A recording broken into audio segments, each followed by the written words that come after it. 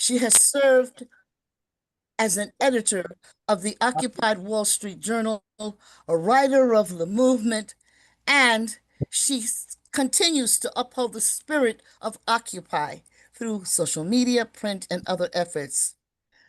However, she's currently fighting these charges and continuing to work full time.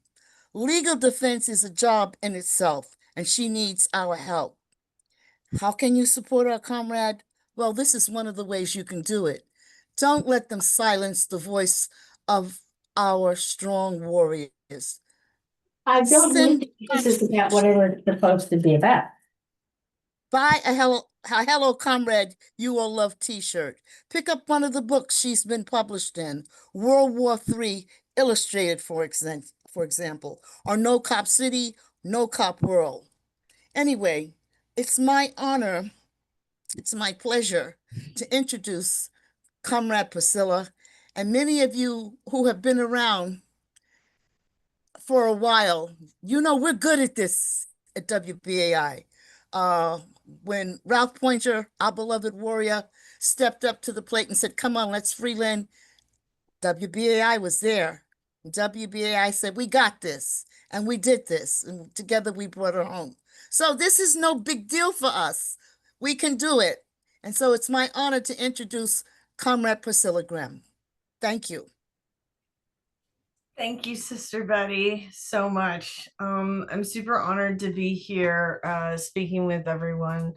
Let me just get my presentation ready to go. I don't know why it's not doing full screen. It got weird. Okay, I'm going to stop that. Let me try one more time. See why this isn't doing it. Okay. Share. Yeah, you're good. I'm muted. No, I'm here. Yeah, we see it. Okay, great. My name is Priscilla Grimm. I am a political prisoner. I've been targeted and charged under the Racketeer Influenced and Corrupt Organizations Act, RICO, for my support of a nonviolent, deeply democratic movement to protect the Atlanta forest and resist the construction of a militarized police training compound known as Cop City. I was arrested on public land in March of 2023. I was attending a music festival, and all of a sudden, men were running behind me. It was after dark, and I tripped and fell. I have a bad leg, and next thing I knew, there were 2 stun guns on me and tasers, and all of a sudden I was walked into a parking lot with like 30 other people. They arrested randomly dozens of people at a music festival that was being held next to where they were building Cop City, which is this enormous police training playground, really. The RICO Act that myself and others have been, everybody who was arrested at that music festival is in the RICO Act, and all of us have the charge of domestic terrorism. These charges are being used, that were, brought up to be used against people who intended to bring harm to thousands of people, domestic terrorism, and RICO to prosecute mob bosses. These things are being used against activists now all over the United States. And it's a pattern, right? So RICO was used against the Black Panther Party, also the Young Lords, and those in power. They've criminalized food programs, community defense, and Black liberation for everyone. That's what's been criminalized, and they've been doing it for decades, since the beginning of this country, right? That is not the beginning of a country. It was a genocide to grab land. So what is Stop Cop City? So what inspired me to go down to Atlanta was the fact that it was everything. I'm an old Occupy Wall Street organizer, right? And one of the pieces of communication that came out of that movement was all of our grievances are connected. To me, there's nothing more connected than the movement to stop Cop City, because it is racial justice, it is environmental justice, it is a fight against police militarization, it is defending public land and democracy. This is the thing. There's many ways in which the public has been fighting against this. And it's not just happened with fireworks and, alleged fireworks on public land. It has also been at City Hall and City Council. We had the same problem in New York City in 2018 when they were trying to close down Rikers, right? And all of a sudden it became build 5 new jails, which is its own tangled beast. And it's a movement led by everyday people. I mean, this is a movement that is led by community members who live around where the Cop City in Atlanta is being built or has been built. It's a historically Black neighborhood that has always had different pieces of resources being taken away from them constantly. And now they took away the forest, which, it helped assuage problems with flooding and whatnot. And, Atlanta has 4 lungs of forests. It's called a city within a forest. And this was one of them. And they're having horrific flooding in the area now because they have no trees or soil to capture that water. The biggest thing, though, is that they're trying to criminalize dissent, which they've been doing for a very long time in Georgia, making solidarity into a crime. In the indictment that I'm indicted in with 60 other people, they specifically name mutual aid as a criminal act, which if they're able to do that in Georgia, they're going to be able to do that to us all over the United States. There's no stopping them. I mean, people are charged with everything from felony, like crazy charges that have nothing to do with handing out flyers, attending concerts, selling a fanzine, coordinating jail support, posting on social media. None of these things are illegal. Because criminals, they don't camp in forests to protect communities from harm. Criminals serve on the boards of directors of banks and oil companies. That's where the criminal activity is happening. That's where they're poisoning thousands and killing thousands of people at once. They're not camping in a forest trying to protect trees. So what is Stop Cop City really about? It's about the highest form of political repression on a local level. It's a local project. The community came out for hours of testimony. You can read about it online. And still, in spite of literal hours of testimony that I watched on YouTube before I went down to the forest, and I watched on YouTube after I went to the forest, because they had multiple meetings with city council in which residents from the area came in to say, I don't want this in my neighborhood. And yet they voted it through. So I spent 31 days in jail in 2023.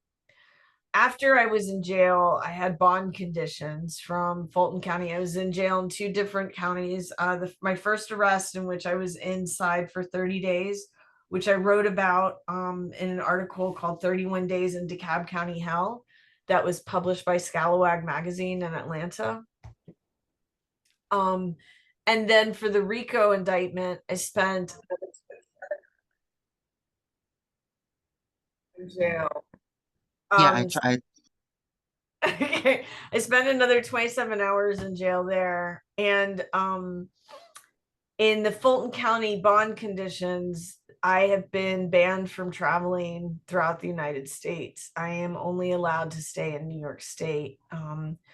They had an interpretation of their sheriff's bond program where if you take the sheriff's bond, which is 10% of whatever your bail is, you're not allowed to leave the Atlanta metro area until your case is finished. They made an exception for myself and my 60 other comrades. And so we've all been scattered to wherever we live. And they interpreted not leaving the Atlanta area as not leaving New York State. And so my uncle, who was 75 when I was arrested, had a broken hip, schizophrenic, blind. And I worked with his wife's family, and I would go down to Tennessee to take care of him every month or so, to clean their house, cook for them, freeze food, the whole deal. He died a few months ago. I was unable to get permission from the court to go down and care for him. They finally gave me permission to attend the scattering of his ashes, which is hard,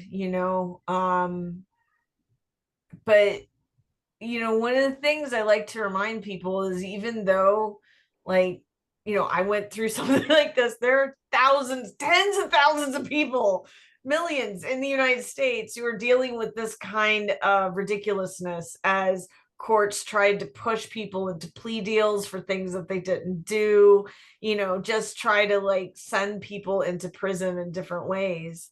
So destroying the family is absolutely part of that, right? So I firmly, Wait, Priscilla, oh, I'm sorry, there's like 2 minutes. That's what the music was. It was a warning that the timer had ended before, and so then Michael gave you 2 extra minutes. oh, okay, I'll make it quick. So this is about Cop City everywhere. This map is from a website called isyourlifebetter.net. It is every little black flag represents another cop city that is being built. So there's probably a cop city being built where you live right now. And the movement is not going away. We're growing, learning, and building. This book, No Cop City, No Cop World, published by Haymarket, just came out. My essay, 31 Days in DeKalb County Hell, is featured in the anthology, as alongside work from Micah Hirschkind, Mariah Parker, Angela Davis, Ruth Gilmore, everybody like writing about the movement and where it's going. So there are 3 websites that I recommend to everybody that they should follow if they want to learn more about the Cop City effort. Fire Ant Movement is doing a lot of reporting around our trial dates. And then for me, go to supportpriscilla.org.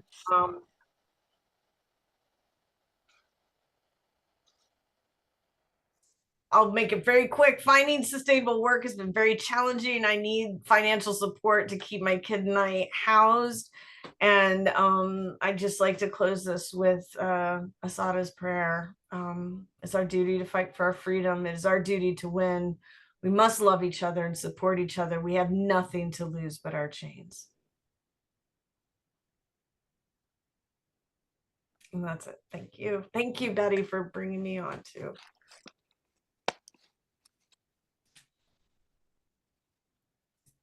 Priscilla, can you end your screen share? Yes. Sorry. Oops. Ah. Sorry, I'm having trouble with my screen myself. Okay, thank you very much, Priscilla, and thank you, Betty. Yes, the struggle to free political prisoners. It's in North America. It's perpetual. It's been going on for 500 years or 600 years, and will continue. We're going to segue into our speakers, and I don't have a run sheet in front of me that I can read. So from memory, I think our first speaker will be Anthony Fest from KPFA. Anthony is a producer. So thank you, Anthony. Oh, and thank you, Sheila. And thanks everyone for attending. Yes, I'm Anthony Fest. I am an unpaid staff member at KPFA and also a staff representative to the KPFA local station board. I hosted weekend newscasts on KPFA for 20 years, and now I do technical production for two programs, Project Censored and 4 News Network. I was involved in the campaigns against the restructuring project and its successor, New Day. Well, New Day lost the 2021 election, and they lost in litigation, but somehow they settled their way to victory. You know, there's a lesson there about the integrity of the legal system, and we're left with what ifs, like what if the original judge in the case hadn't retired and been replaced? So maybe we'll never know. But at least we seem to be stuck with the New Day settlement bylaws since the court allowed them to take effect. Superficially, they look very much like the existing ones, but there are dramatic differences. The people behind them claimed they're more democratic. I think the opposite is true. So in short, there'll still be a Pacifica National Board and a local station board for each of the 5 Pacifica member stations, but their compositions and the way they're elected and their powers have all been changed. Power will be more centralized in the national board, PNB, and the local boards will have less say about their radio stations. And the boards will all be smaller, but the electoral process will actually get quite a bit more complicated. The way it is now, each station has an LSB with 18 members elected by the subscribers and 6 by the staff at that station. Then each of those LSBs chooses 3 of its subscriber members and 1 of its staff members to go to the national board. Then the national board chooses 2 representatives from the many affiliate stations. And the elections are supposed to take place 2 years out of 3, so half the board gets elected each time. I'm assuming most of the people here know what the LSBs and PNB mean. It's the structure of the Pacifica network. Well, under the New Day rules, there'll be separate elections for the local boards and the national board. Subscribers and staff will get to elect some of the national board members directly for the first time. Subscribers and staff at all the stations will be lumped together to elect those 4 so-called national directors, i.e. PNB members. And the staff at all 5 stations will be lumped together to elect the 2 staff directors. And this is important to emphasize. The 5 local boards and the national board will now be completely separate, and no one will even be allowed to run for seats on both of them at the same time, which I think brings up some obvious potential for conflicts. One thing I was asked to explain, don't know who I'm doing time-wise, I was asked to look at how it affects the staff, people like me. On the local station boards, the staff will have 2 seats out of 13, or that's 15% under the New Day rules, whereas we had 6 out of 24, or 25% under the previous rules. So staff representation will be dropping as a proportion of the LSBs. Also, the staff members will not be eligible to be the chair or the vice chair or the secretary. Those positions will be for subscribers only. And on the national board, the staff will have 2 seats out of 15, or 13% under the new rules, whereas we used to have 5 out of 22, 23% under the previous rules. And again, as with the local boards, the staff will not be eligible to be the chair, the vice chair, secretary, or the treasurer on the national board. But what I think the most drastic change of all is as regards staff, is having 2 staff members representing 5 stations. The staff from all the 5 stations will be lumped together to elect the 2 staff directors. Whereas on the national board, each station will have 1 subscriber representative, only 1, whereas they used to have 3. But since there'll only be 2 staff reps on the national board, that means at least 3 stations will not have a staff representative on the national board. And moreover, the duties and powers are changing. The national board and executive director will have exclusive control over the hiring, firing, and evaluation of station managers, whereas the local boards played a big role in those duties under the existing bylaws. But the New Day plan takes that away. So as far as Pacifica workers go, besides having fewer seats on both the national and local boards, the staffs will no longer have any role in hiring or evaluating the management at the stations. It's all been taken away by the national board. So there's likely to be potential for conflict between the station staff members and the managers when the staff had no role in choosing those managers and no right to evaluate them either. But again, as I said earlier, I think the biggest concern for staff is how are 2 staff members supposed to represent 5 stations? You know, I represent the KPFA staff on the KPFA local board, and it's difficult enough to gauge what, 200 plus, music hosts and talk show hosts and what have you, what do they really want? How can I possibly know what the staff members want at other stations that serve other audiences, faraway places? Am I going to have to, if I were a staff rep on this new day national board, would I have to travel to cross country from time to time to, do my unpaid job properly? And moreover, there's going to be an unhealthy competition or the potential for it between the stations, because if there's only 2 seats, naturally you want one of those seats for your station. So we may find that there've been accusations of exaggerated staff lists before, but now there'll actually be an incentive for them. That didn't exist before because each station got 1 seat on the national board, whether it had a large staff or a relatively small staff. Now they'll be in competition with one another.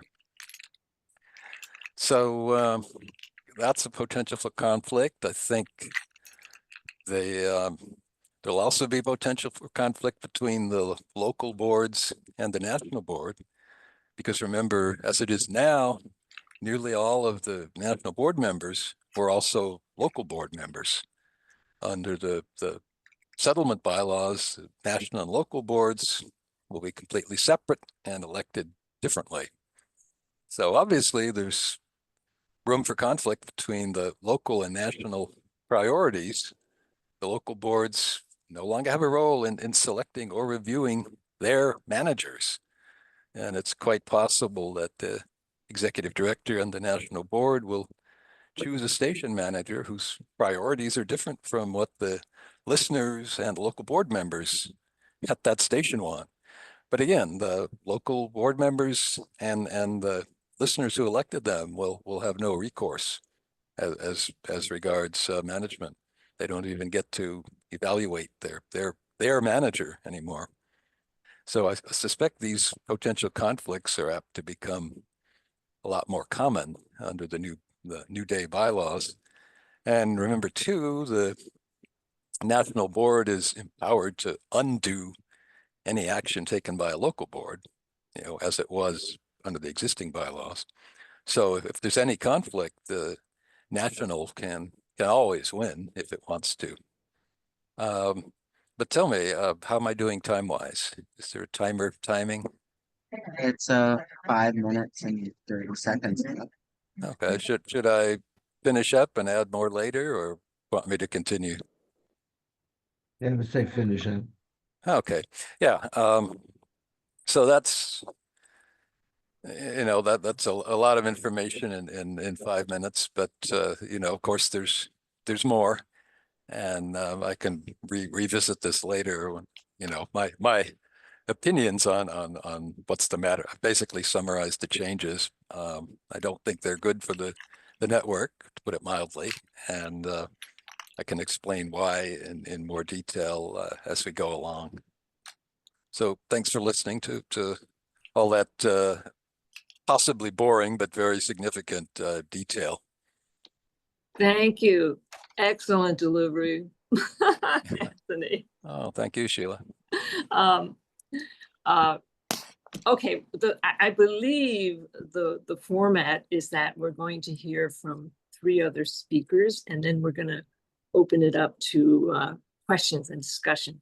And I know it's really hard to follow all these details that Anthony went through, and I promise at some point we're going to have on the Pacifica Fightback website a handy chart explaining all the changes and why they're so undemocratic and bad. So our next speaker is Sally Gellert from WBAI. Sally is a producer, and she's also on the board. So Sally, are you here? I am here. Anthony covered a lot of the issues. There are things like there are no recall provisions as there were in the former bylaws.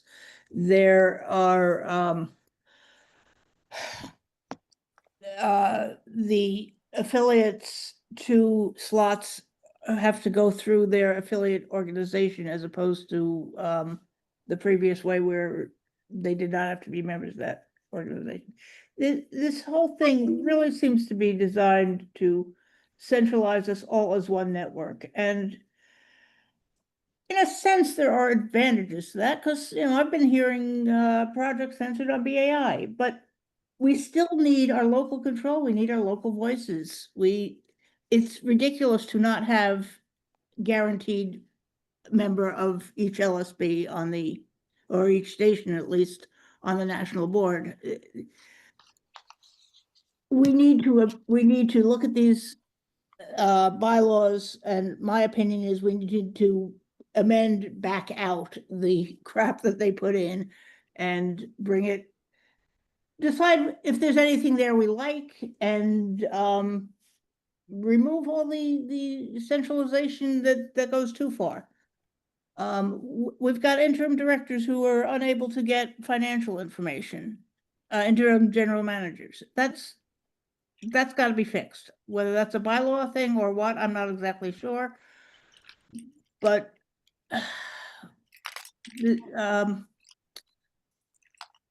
these bylaws basically say that the LSBs, which have always been committees of the national board, are now really, their focus is fundraising and outreach, and those are good things for LSB to be doing, but they need to be overseeing a lot of things. Our current bylaws or our previous bylaws or whatever you want to call them, the original bylaws under which I came in, the LSB made a pool of candidates for the general manager, which was then sent up to the executive director to select from, so that they have some input.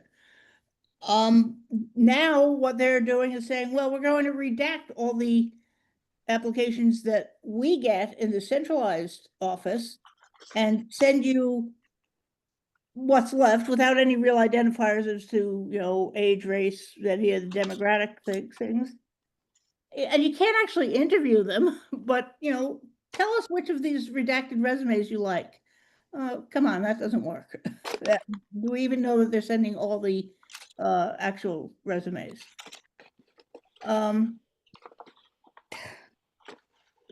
The way the PNB has been behaving is sadly, very sadly bifurcated into the majority and minority positions. And the majority folks tend to run roughshod over the rest of us, to be honest. It's, every opposition is accused of being dilatory, whether it's insincere or not. Things have to change. Things have to change. So I think I'll just leave it there. I didn't really prepare a whole detailed speech, but I can answer some questions later.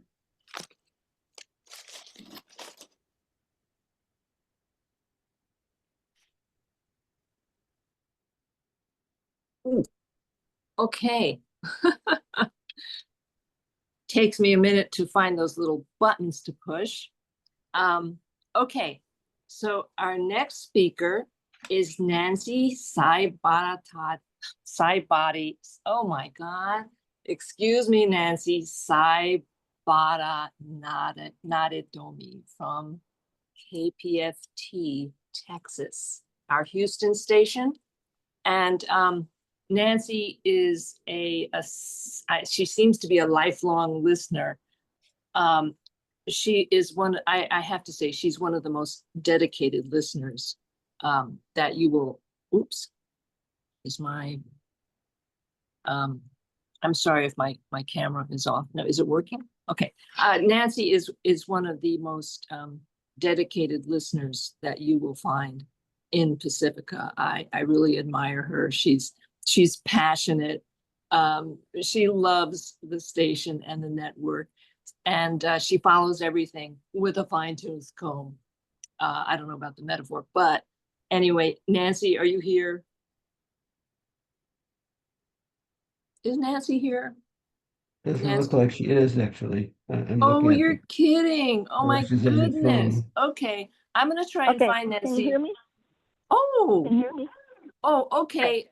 We can Okay, hear I you. got dropped off the Zoom video, but I'm on the telephone Zoom. Oh, okay. Okay. Oh, okay. right. Thank you, Nancy. Go ahead. Sorry, I botched your So, name. so I won't hear the music timer, so somebody yell, okay, when I'm going over time. Sounds You know, good. the members, the membership rights are being insulted, taken away. And the membership, the problem is, how can we tell the membership? Because we cannot directly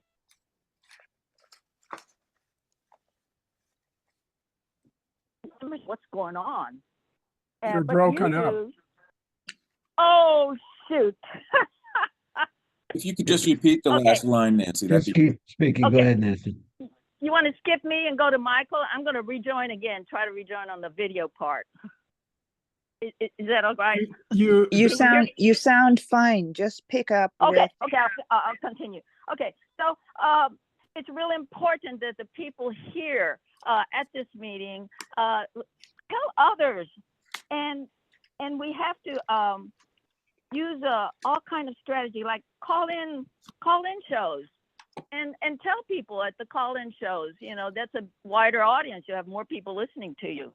So we need to and call in other station shows, because those staff, some of them, the K stations, will get in trouble for those staff. You know, they're scared to death because if they don't drop your call, or the management might be, you know, angry with them for letting you say the truth. You know, they have a lot of stress. Staff always have a lot of stress, because if they vote in a way that the management does not like, they could lose their show. And there's no Bill of Rights for staff for addressing grievances. And WPF, good news, WPFW, LSE, they have been working for a decade, I think, on a Bill of Rights for staff. And they just finished it last Wednesday and voted on it, and they're going to present it to the PMB. So I want staff to be enheartened.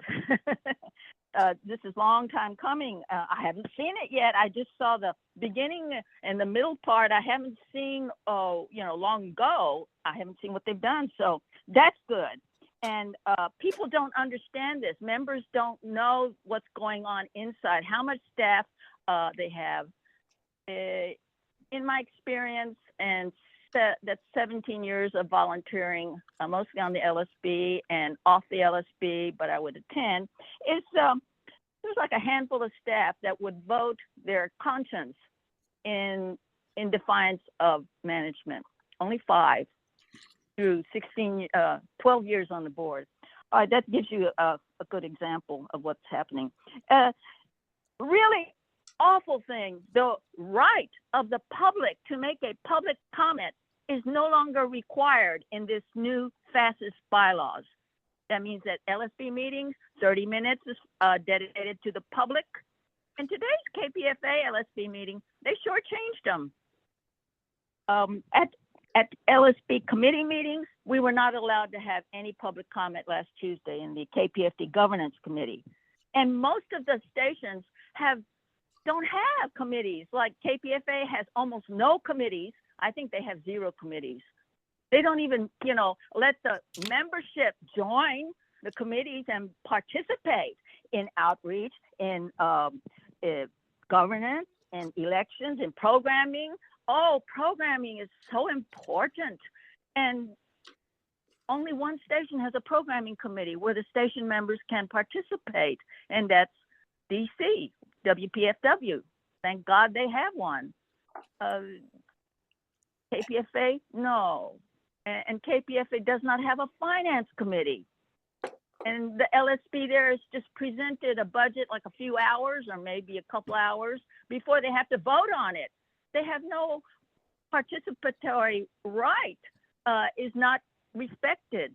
So we have members don't know about this, but it's real important to have local oversight of the finance and to have the documents at hand. This is not the case. We're getting, my time's up. Yeah, we're not getting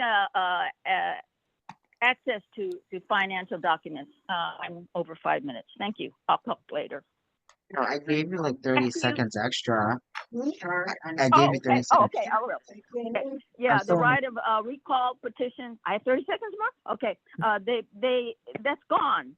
So the station membership cannot do it. Now, you may think it's a big waste of time, but three recalls have been done in the history of Pacifica that I know of. And those 3 people, they never ran again. And it allowed the membership to get some information and give some input. And you may think that's not important, but I do think it is. I think the membership doesn't have enough input of governance. And so they just, don't have a chance to input. That's not participatory. Have I gone over? I still have time? Okay. I'll do one more thing. Let's see. Okay. Program, the last year's election, if you go to elections.pacifica.org, you'll see the report by the National Election Supervisor. And at that time, there were 200 staff at KPFA, 230 staff at KPFK, and the other 2 stations, 3 stations in the hundreds, up under 200. Well, if this new election that's coming in 2026, and they're going to pick 2 staff, one paid and one unpaid, well, look at that. There's more paid staff in KPFA than any other station, and their guy or gal will be elected. And then KPFK had 230, but guess what? Especially the last month, but it's, a whole bunch of KPFK shows were replaced with KPFA Berkeley shows. Letters in Politics. Thank you, Nancy. 4 hours? Oh, okay. I'll talk to you later. Bye-bye. Yeah, thank you, Nancy. As you can see, or you will see, democracy can die a death of 1,000 cuts. And Nancy knows every one of them. So now we are pleased to introduce Michael Novick.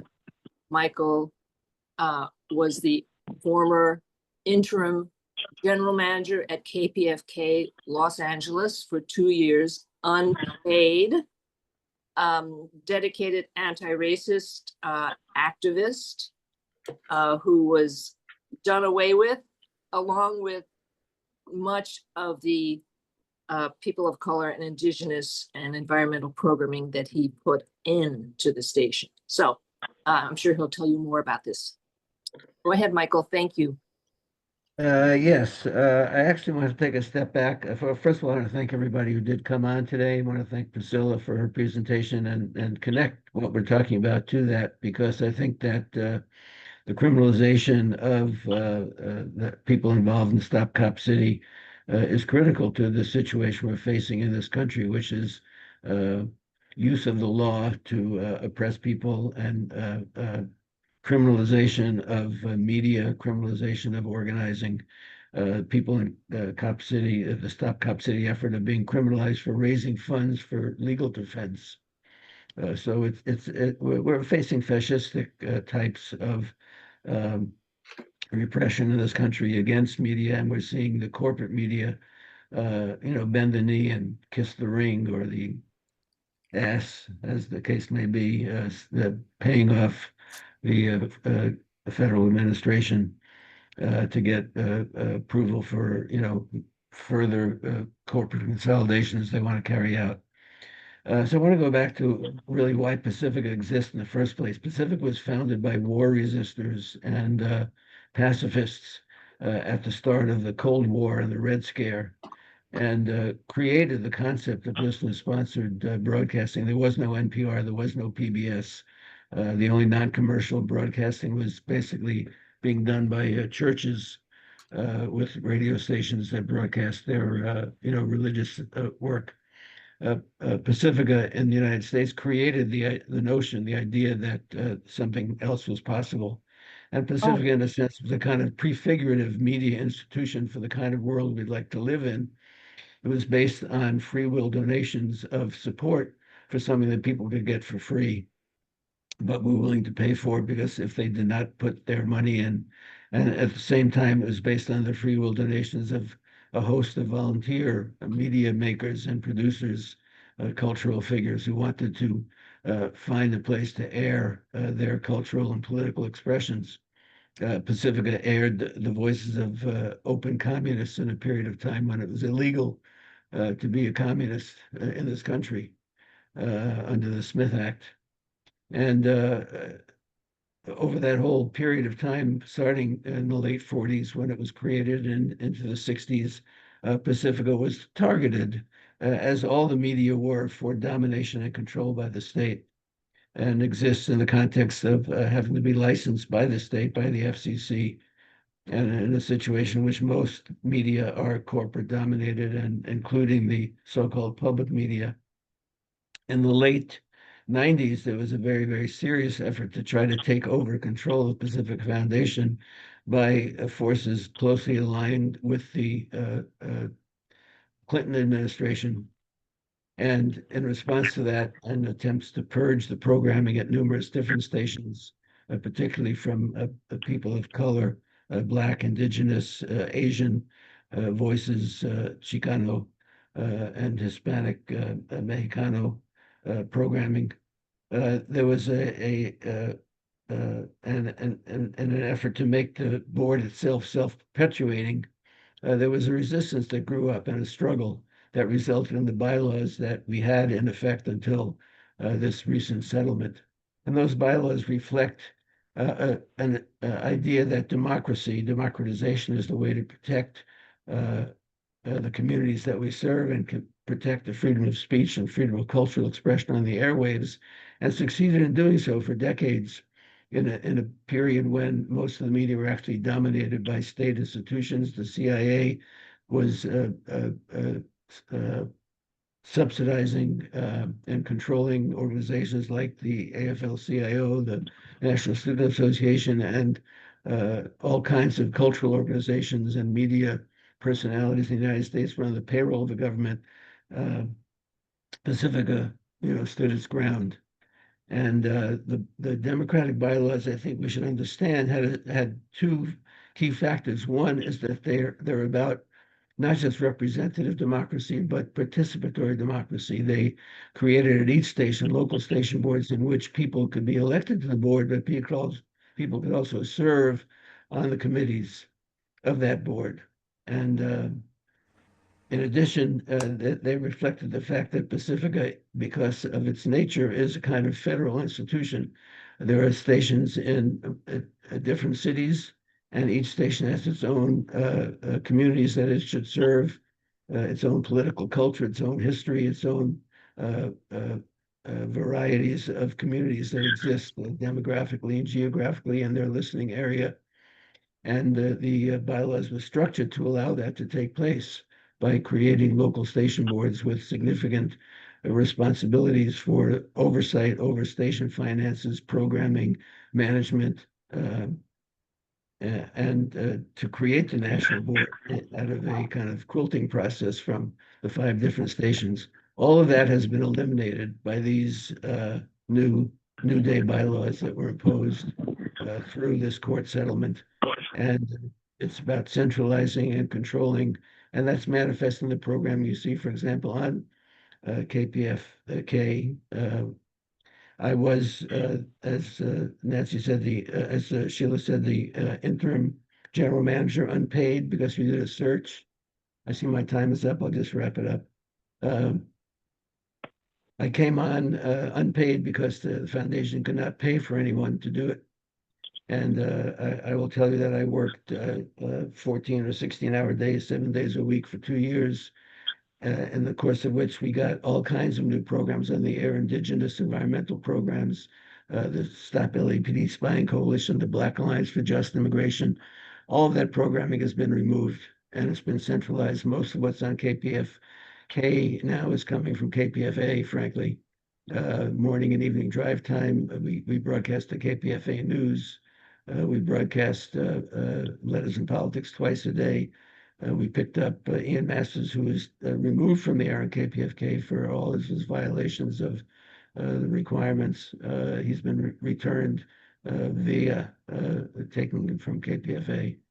And they removed all the environmental programming just in time for the worst environmental crisis in LA history. The fires they removed more recently, the Black Alliance for Just Immigration, the Spanish language newscast, just in time for these attacks on democracy in the form of the ICE raids.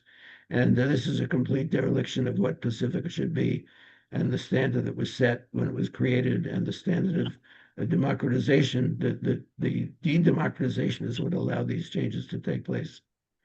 So this is critical. And if we want to have a place on the airwaves to voice a dissent and to voice solutions that communities are coming up with for the problems that we face, we have to restore democracy in Pacifica as part of that process. Thank you. Thank you, Michael. Okay, I fibbed before. I said there were going to be 4 speakers and then we'd move to Q&A and discussion, but I forgot. Is Mimi Rosenberg here, or Bob Lederer perhaps, or John Riley? This is Sally. I've been Oh, okay, tasked with okay. starting it, and John Riley will pick up where I leave off. Yes, we're going to talk about an important development, the birth of the Ida B. Wells Committee to Defend Media. Yes. So, Yes. and after that, we'll move to Q&A. Right. Yes, we are the Ida B. Wells Media Defense Network. We take our name from the fearless Black journalists who confronted not only racial terror, but also the systems and policies that enabled it, crafting counter narratives, demanding accountability, and advocating for justice. Like her, we value journalism that speaks truth to power. We've been meeting Fridays, now bi-weekly, to build a network of progressive journalists and progressive activists to defend the many journalists and media outlets currently under attack for their work. From the hundreds of journalists killed in Gaza to the undocumented journalists arrested and threatened with deportation here in the USA, too much is happening outside the public eye. We all know about Stephen Colbert, the Wall Street Journal, NPR, PBS, CBS's tribute payment. But most people don't hear about the California radio station in trouble for letting listeners know where ICE agents are. The self-censored stories by producers and station staff fearing to come to the attention of an autocratic regime. Our vision is a political, economic, social, and culturally egalitarian society. We aim to move in that direction by defending the speech that power seeks to erase, by resisting the silencing of truth by the powerful. Rather than starting from scratch, we aim to network with groups already working with these issues, amplifying their work and feeding them information we find. We gathered 130 Pacifica signatures to request that the network be active in supporting free speech. Mimi Rosenberg had a couple of conversations with Executive Director Stephanie Wells, and subsequently a network statement was released. We appreciate that step. We look for it to be followed up with action. We don't know whether we had any part in that statement coming out or whether Stephanie did, but it was a baby step. We need more from Pacifica. We are planning a program in September with a taped intro by Bumia Abu Jamal, and we encourage all to join us. To join our email list, send a note to show at outfm.org. We have committees looking to get active. The more we are, the more we can do. We stand against efforts to suppress dissent by the powers that be who target not only the dissident messages, but also the messengers and their media platforms. Please, John?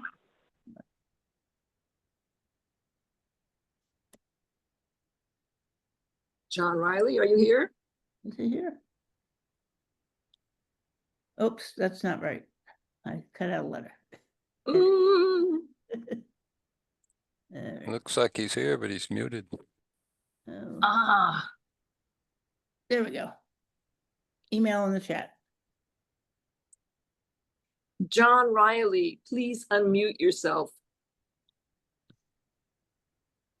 This is Bob. John's just gonna get in the Zoom in 1 second. Okay, all right. In the meantime, let me remind everybody you're at the July 19th, 2025 Pacifica Fightback National Town Hall about the illegal New Day bylaws that have been foisted upon us. And we've had a few speakers, and shortly after we finish our introduction about the Ida B. Wells Defense Committee, we're going to be taking your questions and comments. Whoops. Hi. That sounded like John Riley. It is John Riley. I'm sorry I missed out on that. I was taking a phone call. I was trying to talk to somebody about the Ida B. Wells media defense network that we're trying to put together. And I'm just a little fish out of water in terms, Sally. Yeah. So Sally's already given a presentation about that. Yeah, so we're looking for people that have skills in like putting together the website, having people that have skills around, say, either website or Substack. And we're not decided on which is the thing that we want to go with. And but that's one of the things that we were talking about. And I'm just trying to review. The fall forum. You talked about that, Sally, right? Only just mentioned it. I really didn't have many details, so if you can. Yeah, so we're trying to put something together, possibly at the People's Forum, who, if they agree, would take on the technical aspect of, a hybrid meeting. So we'd have a physical space and also a internet presence. And but we need to popularize it and, invite as many people as possible from as many geographic areas as possible, so that we can build this rapid response network to deal with, like if something happens to Pacifica or any of the Pacifica network stations or affiliate stations, that, we, have, people to call on to do something, of a direct action nature, not necessarily risk arrest, but, take direct action with maybe demonstration at the FCC office. There's like 15 of them around the country, or at least there were. I don't know if they're going to be phased out or something, but congressional offices, things like that. And and then, try to intersect with other media outlets, like perhaps some student newspapers that are getting repressed, like at Columbia. Their radio station was suppressed by the Columbia management of that university. So is there anything else that we should mention, Sally, that I may have forgotten? I think we're good. If people have some questions, we'll probably think of more. Well, Yeah. this is Bob Lederer, also at WBAI and also part of the Ida B. Wells Media Defense Network. And if I could just real quickly add that I think part of our political vision is that we want to build a strong partnership between media makers, whether they be journalists or playing whatever role they play within a broadcast, or for that matter, a print or online outlet, and progressive activists who are out there making change, and they may not be doing media, but they need media to get the message out, to have a platform, to stimulate discussion about vital issues of the coming of fascism and the racist policies of this administration, et cetera, et cetera. So we really want to appeal to everyone who's present here tonight to help us build this partnership between media makers and activists. So you don't yourself have to be in radio right now. And also you don't have to commit to come to a meeting every 2 weeks for the rest of your life.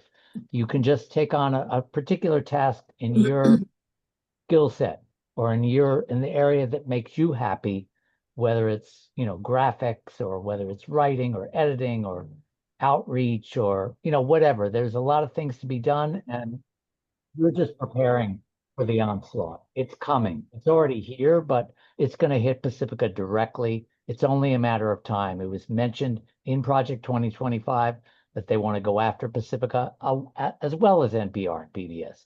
So they've done the latter. Next, they may come for us.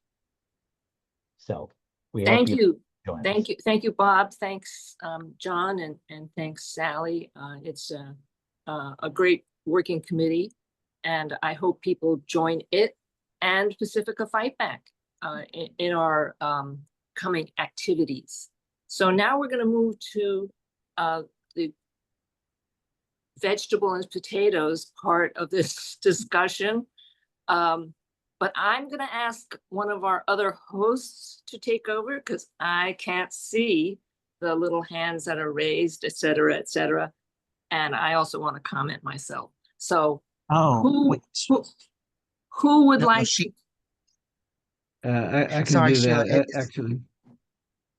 I can call on people. There are a bunch of hands up. I did actually want to see if Kamal Harris from WPFW wanted to say a few words because specifically about the role of LSB treasurer has been eliminated, and just about PFW.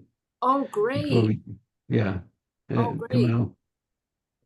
Yeah, thank you, Michael. So I think earlier Anthony mentioned, I just want to kind of throw this quick nugget in as it as we were referencing the staff representation. Really, it can be as low as a single station having the full staff representation, not necessarily 3 stations being eliminated for representation, but the staff reps could come from a single station itself under this new iteration of the bylaws. So when you talk about the numbers, sheer numbers, that definitely weights to the West Coast. In terms of the finances, what we're seeing when you tie all this together, the fact that the executive director now hires all of the general managers, the general managers now report back up to the executive director and the national board. If you're not seeing any financial information now, you'll probably never see it again locally. And what that is how it's gonna impact everybody is that the decision making, I think I saw this in one of the comments, the decision making to sell buildings or do whatever else, if you thought it was the non-democracy or the fact that we want to democratize, Pacifica as a problem and can lead to the sale off of financial assets, so on and so forth. I trust me, you will never hear about it again in the future. These things will just automatically come down and happen. You'll have no say. So the treasurers play an integral role in the management locally of the finances. It keeps our stations honest. It lets us understand what the priorities are that have been set locally. It's not imposed upon us from the national board. It's a bottom up management, and we can, really cultivate how we want to engage our communities, where we can make the investments, and how our budgets are going to, how our finances, the monies we collect, are going to be used. Without this asset, without this resource, excuse me, of a treasurer, we're now just beholden to whatever the national board wants us to see. And I find that to be a very, very high risk. And again, I think some folks have mentioned it here. It's going to lead to a feverish competition for money. It's going to lead to a battle back and forth about where now at a national level, since we can't manage locally, where these resources will be put. It puts all of the stations in very sharp competition. So the treasurers need to be reinstated. The hiring locally needs to be reinstated. I'm not saying that whatever we had before was perfect, but without these lines of sight locally, I think we're at a huge risk for financial mismanagement potentially, and of course, kind of putting in a bit of a cronyism in leadership roles locally as it relates to the hiring. So that's my 2 cents. I do intend to send out. I think someone mentioned our foray into a Bill of Rights for the programmers. I myself am a programmer. I'm actually the chair of the LSB, which I would not be able to be in this position in a year under the new bylaws. So that's another piece of the pie. But we'll try and send out that Bill of Rights that we put together in the grievance policy. If you'll have it, I'm not sure. I'll send it to Michael or Sheila, or how we just maybe on the listserv. But appreciate it. Thank you.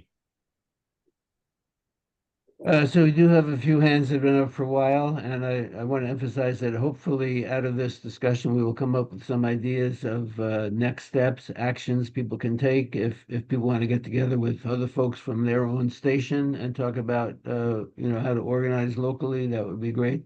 So I do see about 5 hands up. I'll identify them.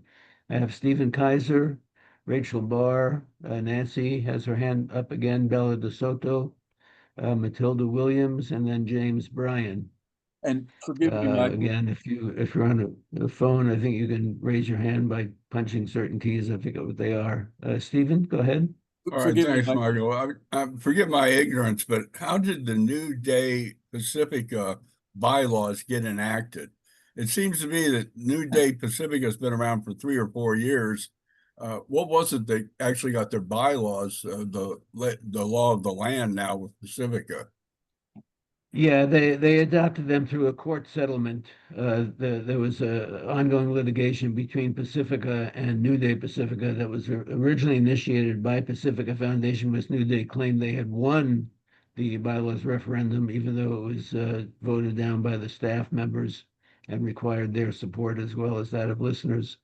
And to prevent them from contacting vendors and claiming they were now in charge, which New Day Pacifica started to do, Pacifica sued them, and that litigation dragged on for quite a number of years, during the course of which the judge ruled that it was correct that the separate agreement of the staff members was required and that the bylaws had failed. But as the litigation continued, they raised other issues, and at some point the judge said, well, try to solve this by mediation. And by that point, New Day was in control of the National Board of Pacifica and reached a settlement essentially with itself to adopt these bylaws, which are not exactly the same ones that have ever been voted on.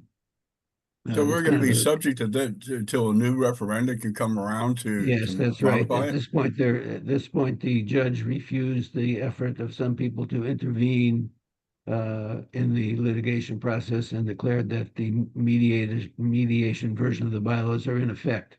So they have already hired a new general manager or made somebody a permanent general manager at KPFT without the processes and the bylaws of having the local station board, and then the process of hiring general managers at all 5 stations without that process of local station board involvement. They've already removed local station board treasurers from the National Finance Committee having any vote, and they are removing people from the local station boards and any of the PNB committees under these new bylaws that are now in effect. Michael, Thank you, Rachel? Michael. Oh, yeah. Michael, thank you. Rachel Barr? I just want to let folks know we're going to keep these discussions to about 2 minutes apiece, and just for time so that we can make sure everybody gets a chance to speak. Thank you, Michael. Sure. Rachel? Thank you, Michael. So for those of you who don't know me, I've been involved with BAI for 46 years. I was on the board, elected by listeners, and then I left. But anyway, so I've already started getting the word out to listeners. I've been calling into producers programs when they do take phone calls to let the listeners know what's going on. And I've also started to email producers at BAI about what's going on, because a lot of producers are new and they may not know the history that in 2019, New Day took they took over the station via radio, and that night we had an emergency meeting and the room was packed, and the former management was in attendance. I'm also putting an announcement on the page of the WBAI website that this has occurred. And lastly, it's been told to me by a reliable source, who I will not name, that the current IGM was put in by New Day at the suggestion of, was put in by the ED at the suggestion of New Day. And word has it that the ED takes her orders from New Day, whatever that pertains to. And I'm going to put my email in the chat. So if you care to email me, I will be happy to respond to those emails. I'm also in the Ida B. Wells group. We met last night. So we need to get it together and fight back and put our differences aside and win this. Thank you. Thank you, Rachel. Thank you, Michael. You're welcome.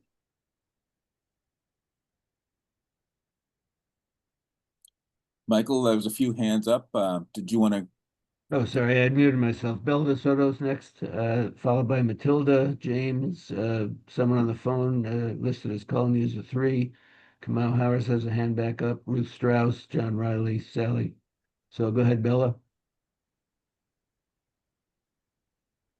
Yeah, thank you for the space. I find it very odd that Stephen Kaiser is asking how is it that New Day was able to interfere with the bylaws of Pacifica Foundation, Inc., and just post them at pacifica.org, because he is a New Day supporter. No, I'm not. Where'd you get that? I find it very odd that Michael had to give a full explanation of the trajectory, how we got here. I want to address the financial issues that sense, and way before that, way before the ED, under the instructions of Jan Goodman and her group, New Day Pacifica, took over the finances of every station, and every bank account was taken, consolidated to the national office of Pacifica Foundation, that every station would immediately lose its authority, its membership. It would lose its purview in managing its own station, to budget, etc. Now, as soon as this happened, I knew what was coming down, because in the last year and a half, all the financial reporting stopped, About 30 completely seconds, Bella. ceased. About 30 seconds. And every treasurer then began to be removed, obviously, because once you remove the treasurers, there is no need for any national reporting. For many years, in requesting balance sheets. Balance sheets is what shows you a lot of the information, and most people don't have accounting acumen. I am a bookkeeper. I feel that if we do not fight for financial transparency and charge New Day with a lawsuit towards this effort, that we will lose the fight. That must be our first effort. The lack of financial transparency. Thank you. Thank you, Bella. Matilda is next. You have to unmute. Hi, well, some people call me by my middle name, which is Kay. I'm Okay, I the just see what's on the screen. I know, I registered, that's how I registered, I had to register, that's how I registered. Anyway, I am the secretary of WBAI's LSB. And I just wanted to put in a word for free speech. I know I'm speaking to the choir here, but you know, from the beginning, even though it started out about peace, it also started out in the context of repression, with McCarthyism, and we're back into another phase of that. And I think I just want to, you know, BAI is not only unique in America as free speech radio, it's also, I think, unique in the world. It's very precious. It's something we have to protect. And you know, I want to say that I appreciate everyone here being able to speak very forthrightly, because everyone has been threatened. There's a whole committee to look at LSBs and see who they can remove based on, you know, technicalities or you know, we don't like their bylaws or whatever.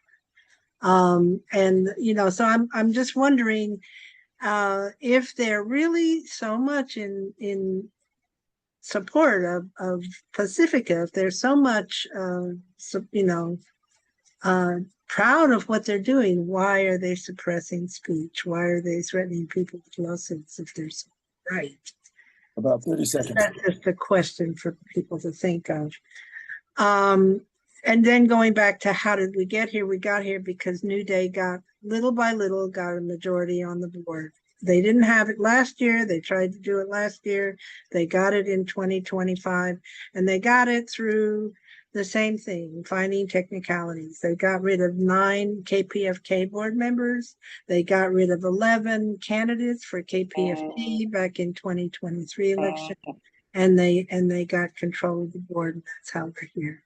That's one how we're here. So they, and the intervener's brief was actually very good. There was nothing wrong with it. The problem was the judge. It was for the July weekend. I don't think she even read it. You know, I think there's just corruption in so many places, including in that particular court, and that particular day, in that particular state. Thank you, Kay. That's time. Thank you. Thank you.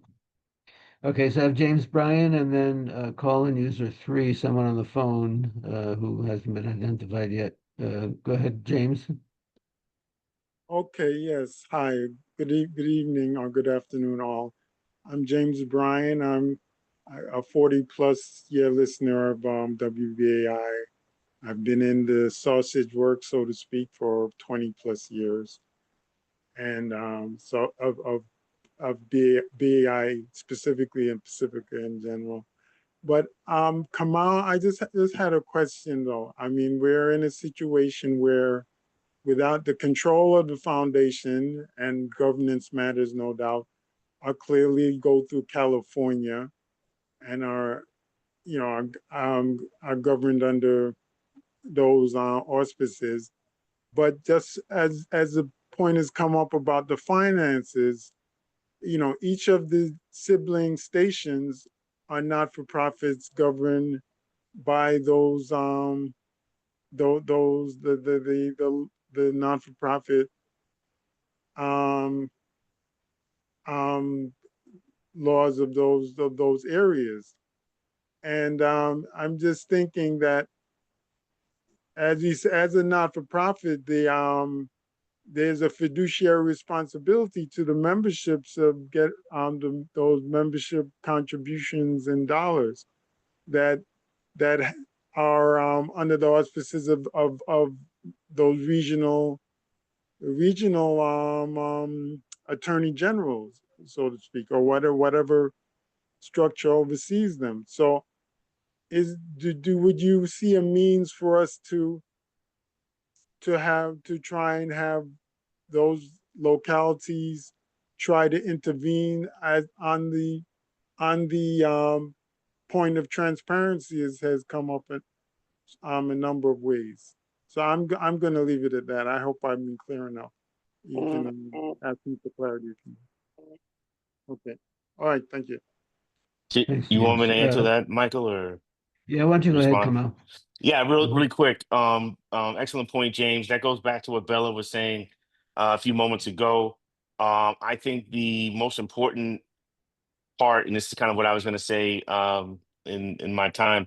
The most important part, I think, to start at is the finances. I think that's where they're most vulnerable. I think that's where they've made the most the initial foray into concealing whatever's happening, and that they do have a responsibility to the membership, not just the LSB. This is all membership classes should be requesting that financial data, not just the 990 tax returns that can be delayed years over years, a full profit and loss statement, income statement, and a full balance sheet, which I've never seen. I was a treasurer before I was the chair, and these requests have been made many, many times over.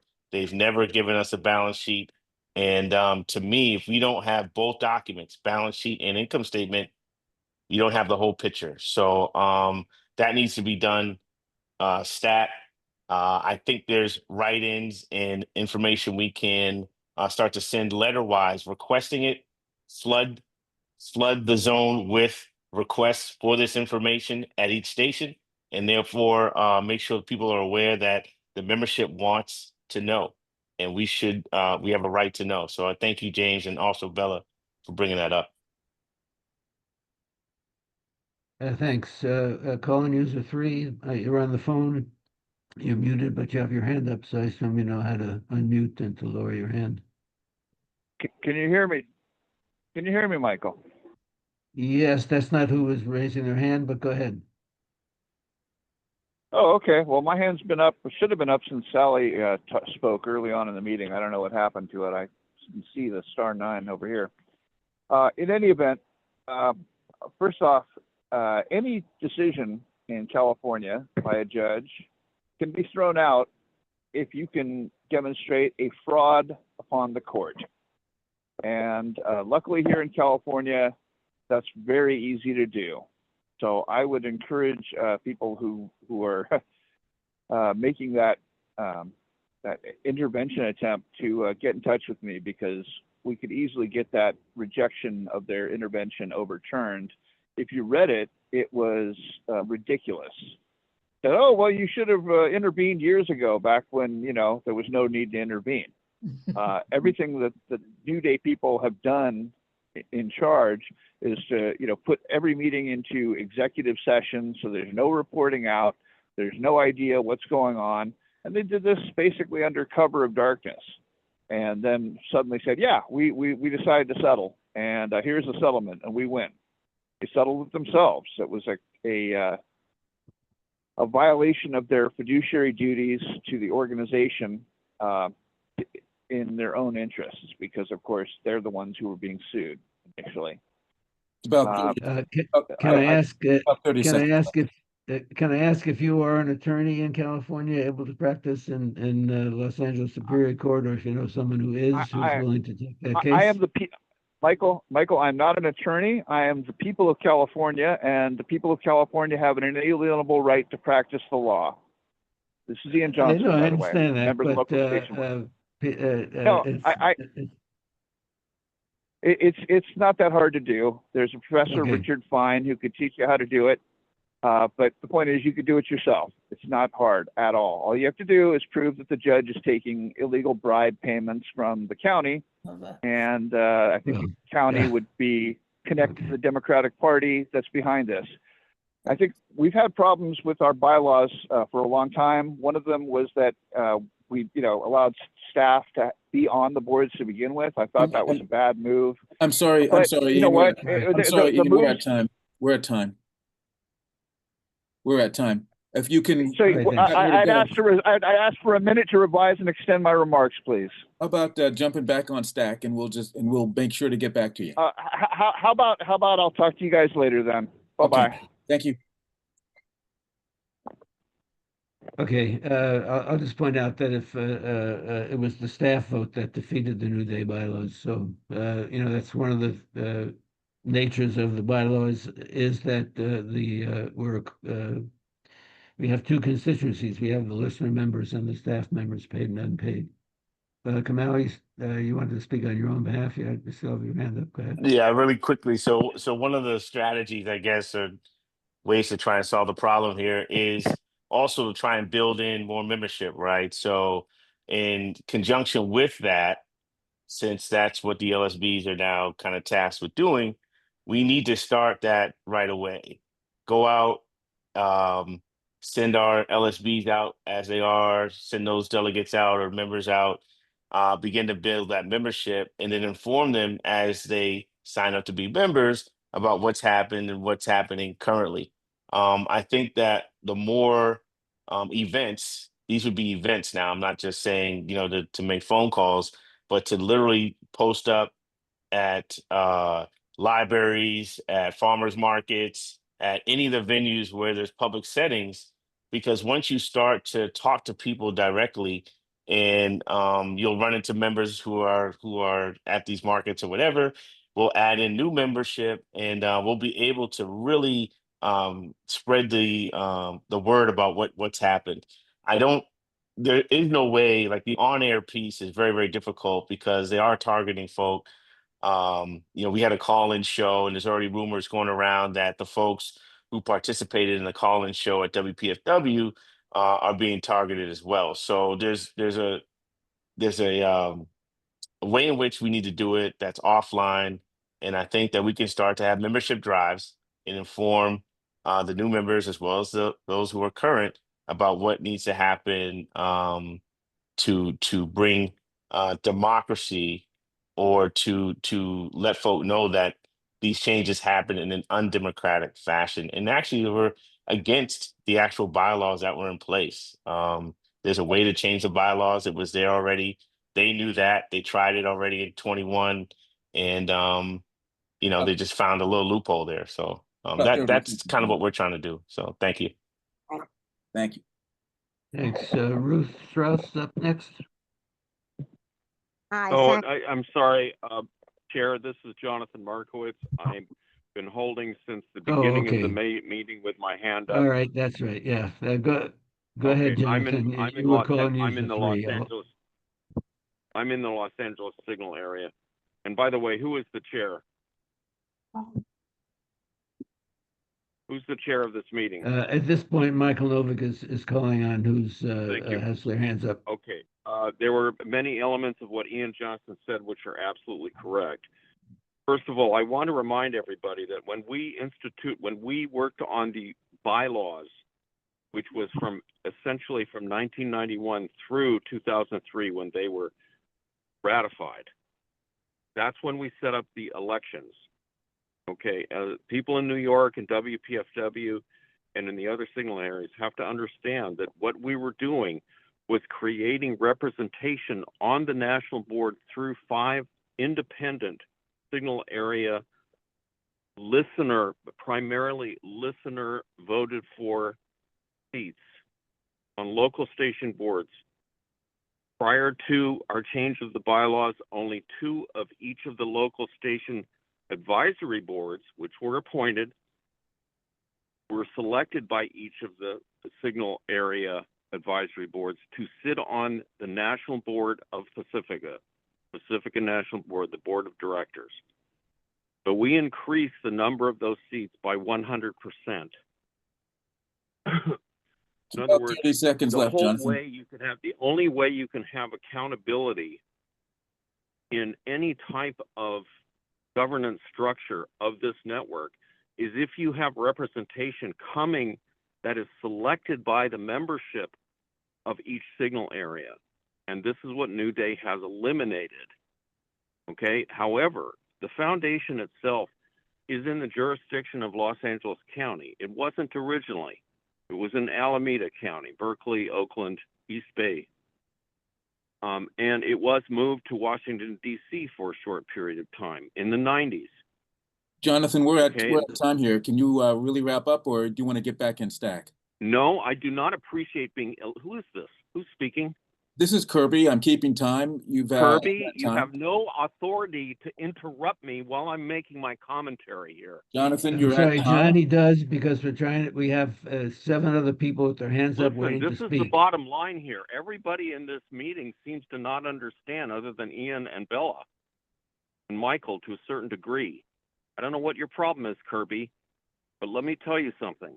Unless you all put together a team to find an attorney and find some sort of attorney that can either put aside their charges until we can start raising money, this has to be solved in court. I'm sorry, Bella, but others who think that the Attorney General. Thank you, Jonathan. Sorry about that. We're at time. We understand your points. Please get back in. We need a lawsuit. Thank you, Jonathan. Please, Jonathan, we're at time.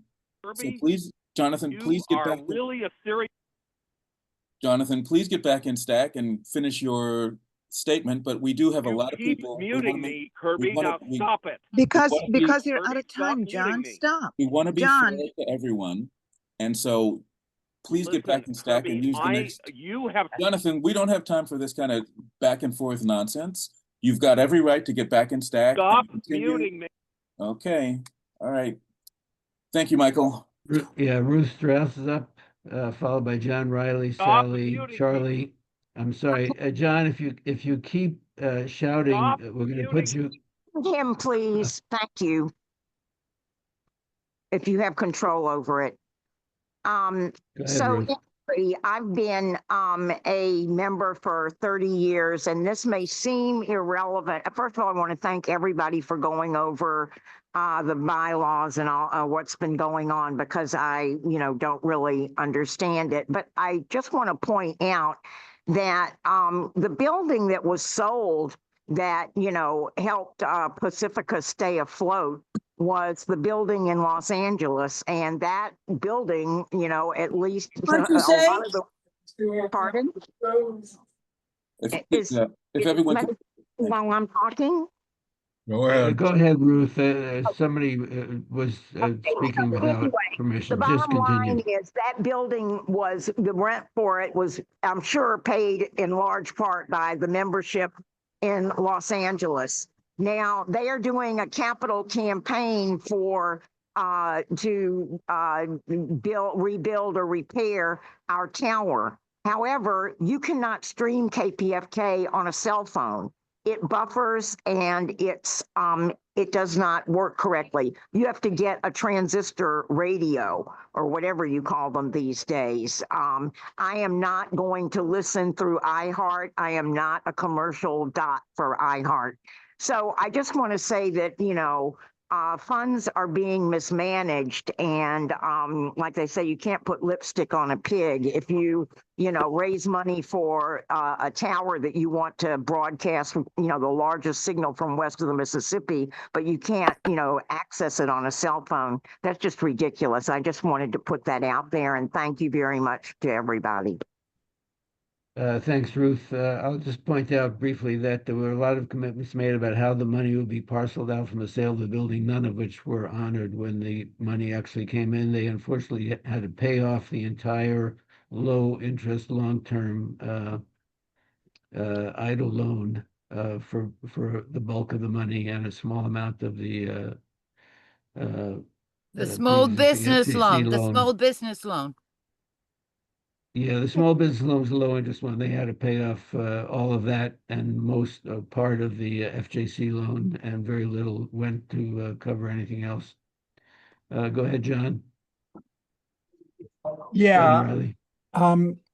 So all of this is very disturbing. It seems from the reports that there's been like a very Trumpian set of maneuvers that have been instituted by New Day Pacifica at a time of, in the time of Trump, the whole idea they're not going to honor elections, because they didn't win.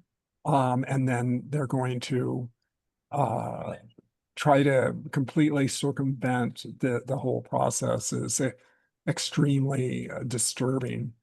And so but it's really problematic that we can't seem to get consensus at Pacifica. And, I think that the attacks by New Day Pacifica are making Pacifica weak, because it's going to make people more and more disconnected. And it's very clear that the whole organizational structure is a centralized structure, very hierarchical. And I don't think they'll be able to mobilize. They probably don't even know what mobilization is anymore, other than, just calling on people to give money during fund drives. So I hope that we can come up with something. The problem with these court battles is that they take money. 405 bus. And so I am concerned about that too. And, there's Couldn't send another any one. such efforts. So anyway, I hope that we'll somehow come out for some strategy. But I have to say my opinion of New Day sinks lower every time I hear about these maneuvers, which are just unjustifiable and not consensus building. It's the opposite. It's consensus destroying. It's authoritarianism of an, sort of liberal type. That's about time, John. Okay, thanks. So I'll point out there were a few concrete proposals have been made so far about what things are that people can do. One is actually the coalition or the committee you're part of, the Ida B. Wells Media Defense Committee or Network. Kamal talked about the idea of going back to the grassroots and organizing out in the streets for the station and getting in touch with existing listeners and new listeners that way. Jonathan Markowitz raised the idea of bringing our own legal action of some kind against Pacifica at this point, which is New Day is in charge of Pacifica. So it's got to be the Pacific as a whole. You can't sue New Day anymore. And John Markowitz felt we have to find an attorney. Ian Johnston thought it could be done by any citizen. So those are some concrete things we put forward. I think, some of the things Rachel said go along with that. And so people should think about next steps and actions that we might be able to take. I would suggest, again, people at each station should, I know here at KPFK, there's been a lot of disunity and a lot of the existing groups have kind of fallen apart in one way or another. So maybe that's the case for other stations as well. Sally, go ahead. You're next, then Charlie and Rick. Yeah, I'm trying to remember what I saw. I did notice in the chat a question about audits. The audit committee has been told that the executive director and staff will handle the whole thing, and then when the independent auditors are done with it, they'll bring it to the audit committee. And we don't need to talk to them before that, which is contrary to what I have read about nonprofit audit committees. I am waiting, as part of the audit committee, I'm waiting for the charter that the ED is writing charter, and I'm not sure whether she's doing it alone or with consulting with whom. They're writing charters for each of the committees. When I see the audit committee charter, I will compare it to what I understand about nonprofit audit committees, and then I will take up the if there is a discrepancy, I will take it up. If not, then we're good to go. So yes, I think 2022 and 2023 audits are happening currently. They're happening concurrently because it's easier and cheaper and faster to do it that way. And we're waiting for results. Check.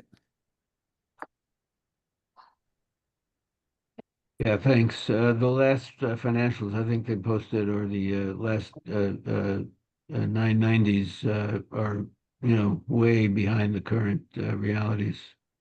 Go ahead, Charlie. Yeah, I've worked for the last 2 years as interim operations manager at KPFK, and I wanted to address two things. One of them was the financial reports. It's just so shocking to work for a place where staff members have no idea what's happening and how to figure out what's happening.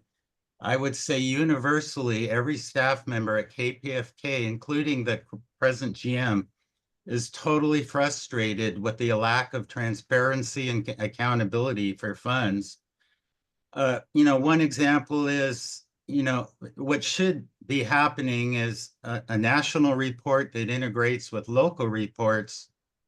And we'll work to get a $15,000 contribution that goes directly into, say, Pacifica, where we raised it, and only if we notice that happened, will it go through. The fact that we raised it locally be registered. So every single person is totally frustrated with that. And I agree with Bella and Kamau that this is really would unite a lot of people, because myself, as someone who fixes technology and wants to buy equipment, I really never have any idea whether we have $100,000 or $5,000 to solve a problem.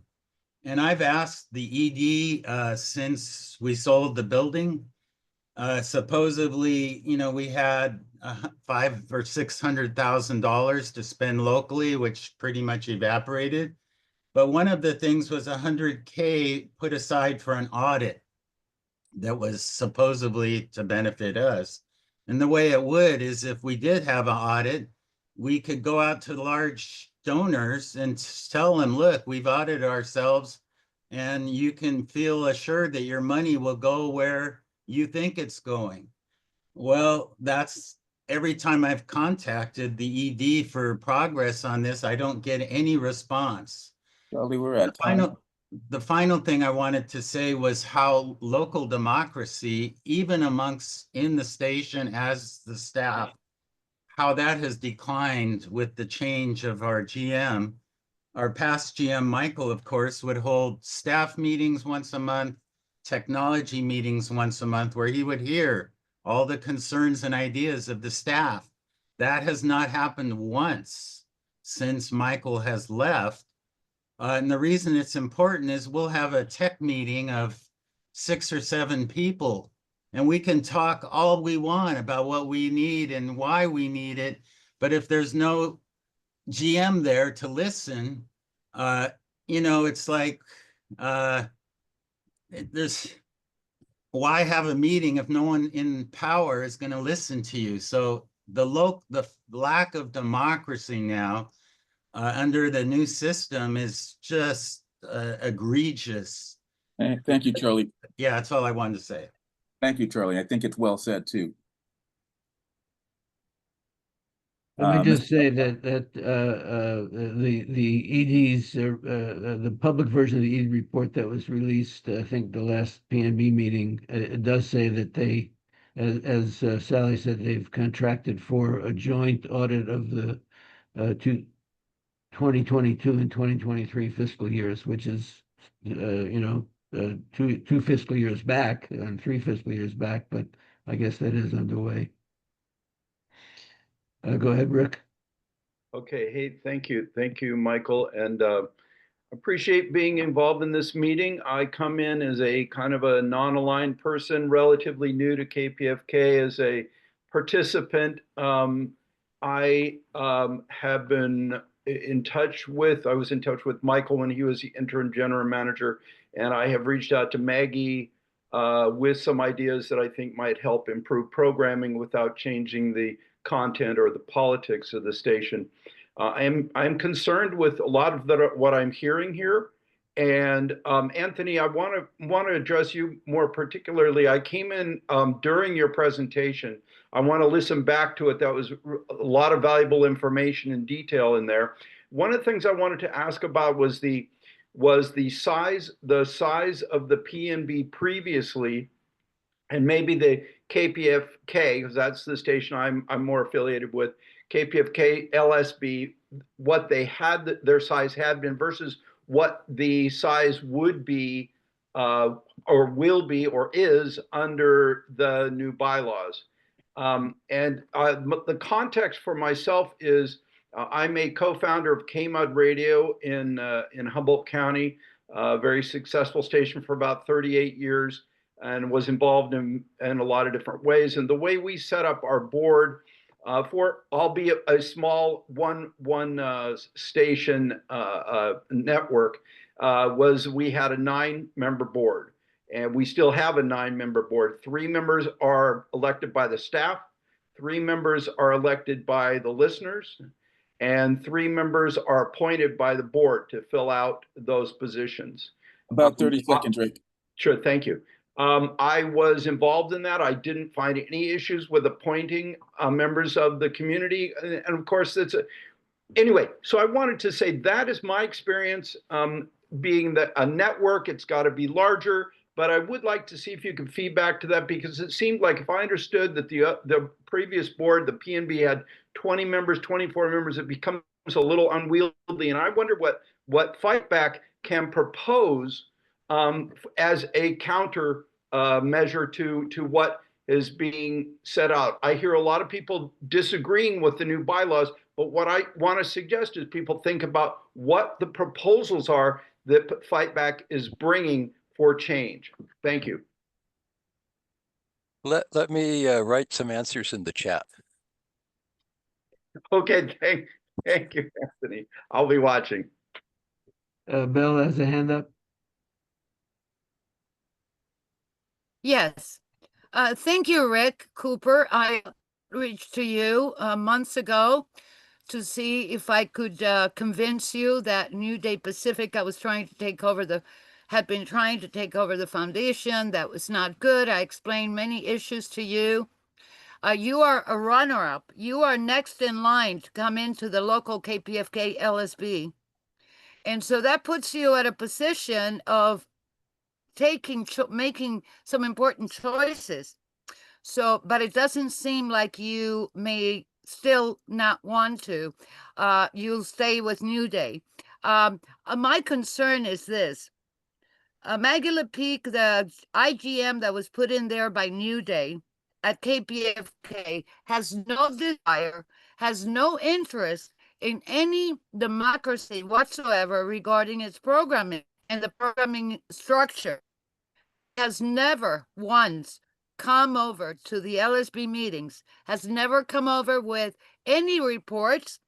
Obviously, she has nothing to say. She's a rubber stamper. Now, I like what I have heard before regarding going out and rebuilding the Pacific is what we need to do. But I wanted to stress the finances. About 30 seconds. And the amount of time is, oh boy, this is really tough. This is really difficult because the financial matter really requires an entire meeting exclusively to deal with that and the strategy by which collectively we can all move forward with. And I have been stressing this over and over again, and it is being ignored. So this is a major area for us to take on. Thank you. Thank you very much, Bella. It looks like, Michael, Nancy's got her hand up. Yeah, Nancy has a hand up, and actually, I wanted to check with Sheila, because she sort of seeded the post of calling people. She said she wanted to make a comment herself, but then she never raised her hand. So, Sheila, do you want to say anything? Yeah. Michael, this is Bella. I forgot to answer Rick. There are 24 members on the local station boards. Yeah. 24. That will be reduced dramatically by the new proposed bylaws of New Day. And at the PMB level has always been 22. Again, that also will be reduced dramatically. The less voices, the less democracy. Bear that in mind. That doesn't take a genius to figure that one out. Thank you. Yeah. So, Sheila, did you have a comment you wanted to make? Yeah, thank you, Michael. There's a couple of things. One, if I can piggyback on what someone said earlier about freedom. Oh, I think it was someone from WBAI about freedom of speech in the network. Folks who don't attend LSB meetings, not that I blame you, may not know that there's with New Day in power and in control of the the mute button and the hosting of these board meetings, there is rampant muting going on. If not just listeners, but actual board members. The most egregious case, of course, is at KPFA, where Steve Zeltser and Elizabeth Milos were suspended from the board for having a demonstration outside of the KPFA. They don't like, any disagreements. They were taken off the board. And now New Day has appointed a panel of three judges that will be reviewing the process for removing and punishing and disciplining members of the board, directors, and individual listener members, I suppose, to get rid of troublemakers. About 30 seconds, Sheila. Oh, okay. Quickly, this image has been striking fear in the hearts, supposedly, of New Day people who say it's causing them fear, and therefore I'm bullying them with my pictures. I've been removed from, my video has been removed, shut down. I've been thrown out of meetings. This is another one that seems to drive them crazy, because I don't know why. Maybe they think there is no racism in Pacifica, which, if you understand racism and actually look at the reality instead of just the talk, you'll see that there is gross inequality inside Pacifica, but they're afraid to face up to it. And in a KPFA meeting earlier, one of the board members tried to say something about Ukraine and how all she's hearing on KPFA is support for NATO and the US war in Ukraine, and she would like to hear a little balance. Well, speaking of racism, KPFA has one white guy, Ian Masters, who is supporting regime change openly, regime change in Iran, okay? Gee whiz, on the air, he's openly supporting this. This is the peace station, all right? And of course, he's supporting Ukraine, et cetera, et cetera, et cetera. So and in KPFA, if I could just wrap up, there's only one show for Asians, and here's one white guy getting 9 hours, one warmonger. So that's it. Thanks.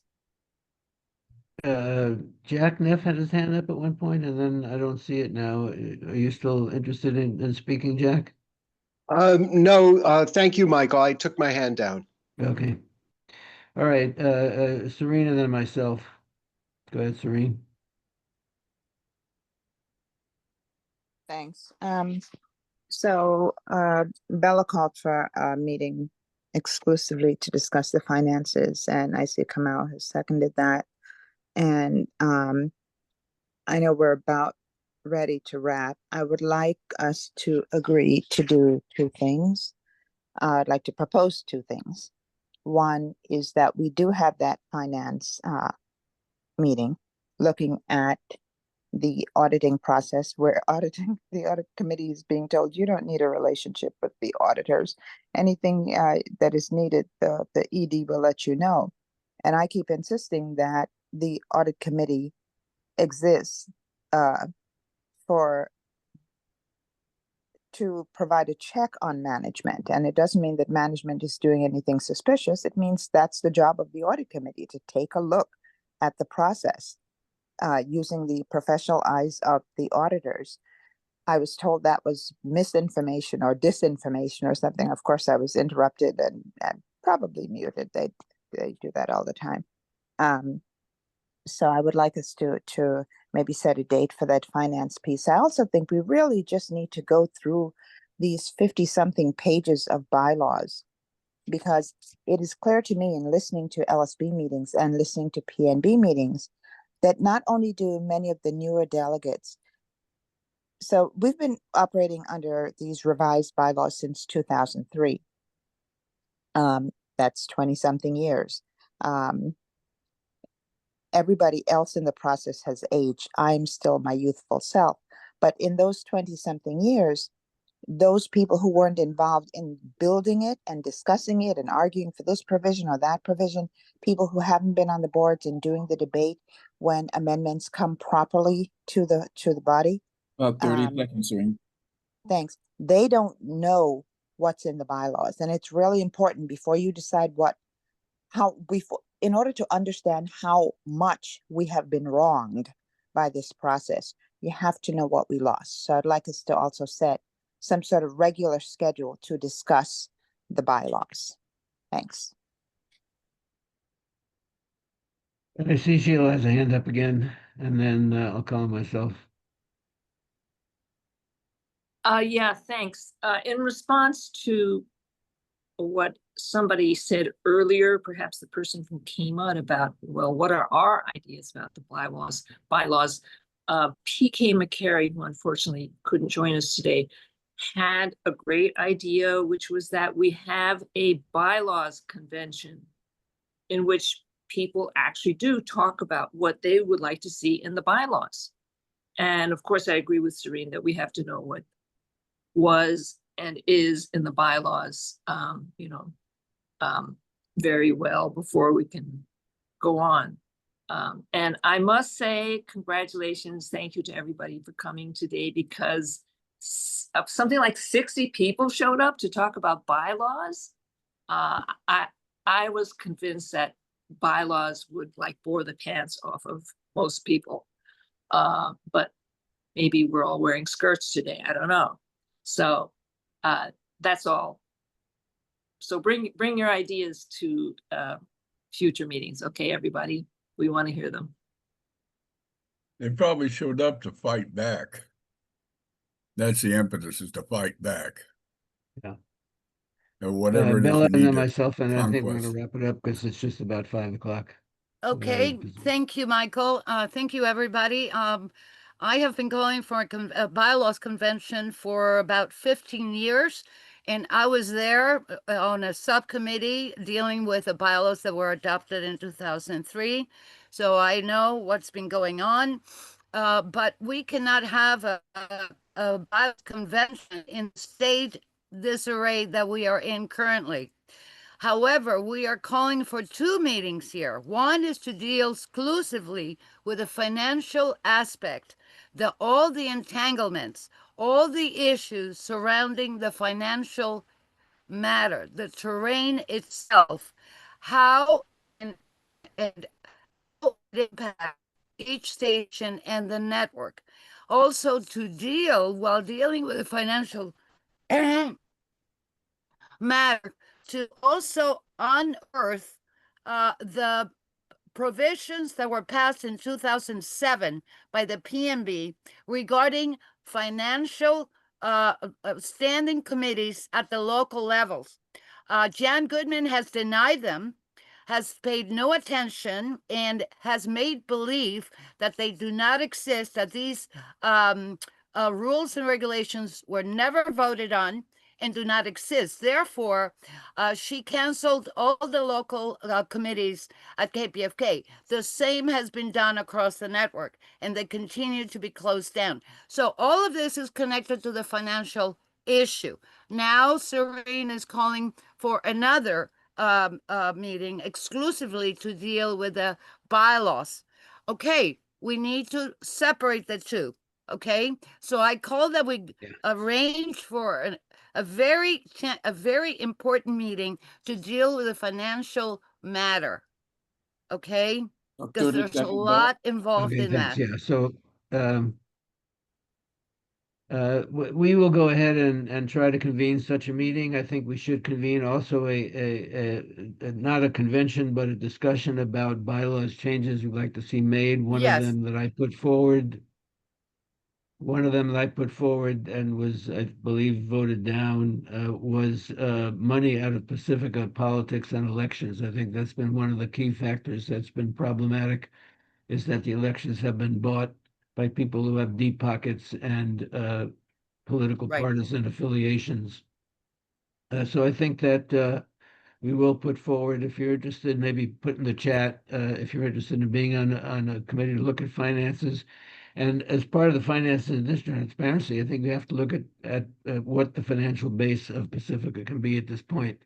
All the NPR and PBS stations now are facing the same thing we faced for many years, which is that they've clawed back the CPB funding. We've actually stayed in existence without that funding for well over a decade. I believe KPFK lost it in 2014. We have something to say about that, but we do need to put our operations on a sound financial footing and find, how to support ourselves going forward. So I think that that's an aspect of it in addition to the transparency. And then, as I say, if some of us can start talking about a slate of things to bring back some stuff that was in the bylaws, maybe look at the question. I will say to Rick, I don't think the dysfunctionality of the boards has been a matter of the size of the board. First of all, most of our stations are in very, very large metropolitan areas with very diverse populations, and you want to try to get substantial array of representation. We're in some of the largest media markets in in the United States, so-called, or the largest metropolitan areas.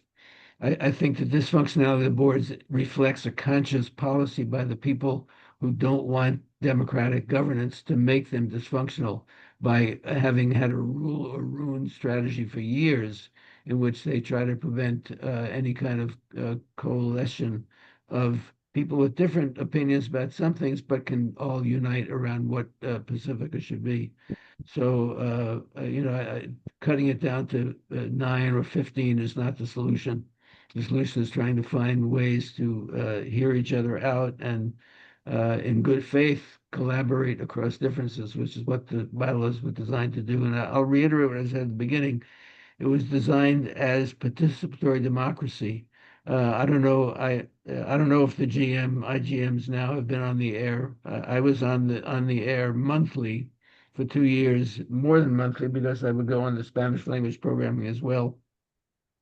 We ran on-air candidate forums. There were some problems with them, but prior to the ballots going out, I insisted we had to have the listeners have a chance to hear who was running. We did them in English and in Spanish. And, that's not necessarily good radio. It doesn't matter if it's good radio. Managers objected for years to having the local station board on the radio, to making their own reports, to having information on the radio about governance. That's the nature of what we have, is we have a participatory democracy, democratic media institution in which the listeners have a say and have a voice and can talk to each other as well as to the management. And, that's what we're fighting for here. And, I think that the bylaws embedded that into the nature of the thing and was fought tooth and nail by both management and some of the people who took positions in the governance specifically to hamstring it. Anyway, again, put in the chat if you want to be on a finance committee, if you want to be on a bylaws committee. And maybe we'll give Anthony the last word here. Go ahead. Yeah, I was going to add that there are still more serious problems with the New Day bylaws that I didn't mention, but I'll save that for another occasion because for a concluding thought, here's a vigorous speech I'd like people to consider. Imagine if you owned a commercial radio station and your format is oldies, but your ratings are dropping.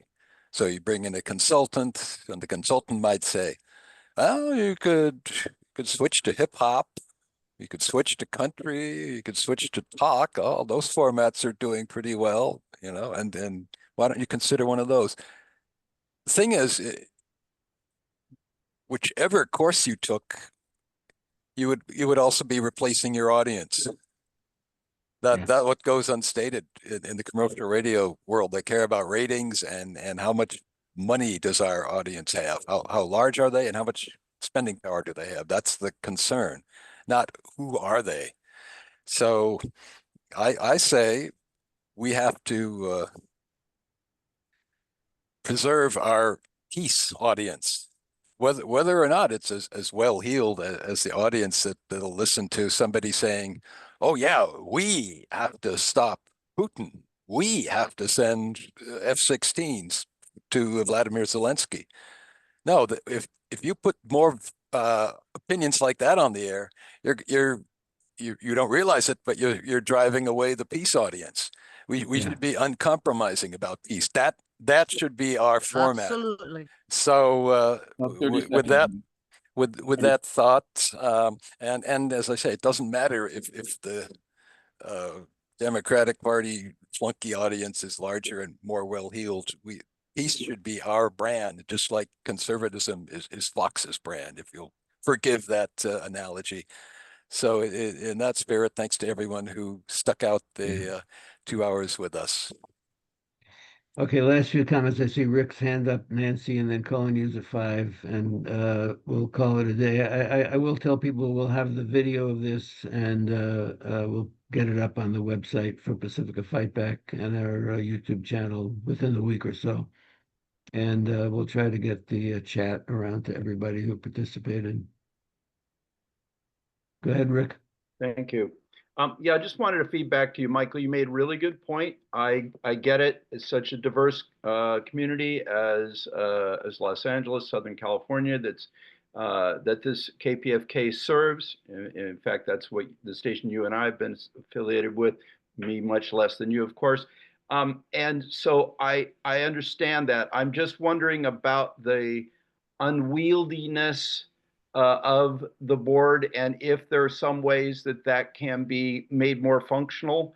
And I also honestly, because I heard a lot of New Day stuff, and I said this at the last meeting. I've heard a lot of their complaints, and one of their things is about the unwieldy board. So I'm not surprised that they want to cut or have cut the board down. And I think that, if it could be made to work, I think a smaller board would be better. I'm not trying to say, obviously, that the KMUD model is appropriate, except that we had 1/3 staff representation and 1/3 listener representation, and I think those are appropriate. I think the fatal flaw in the New Day bylaws, as far as the board goes, is cutting the LSBs out of the process. Because if the LSBs were able to have clear representation on the board, then it seems to me that they could be a channel to the board if they were respected and given an opportunity to share the concerns and thoughts of their respective communities. Again, thank you for inviting me. I learned something each time I'm here. I appreciate that, and I'm onward.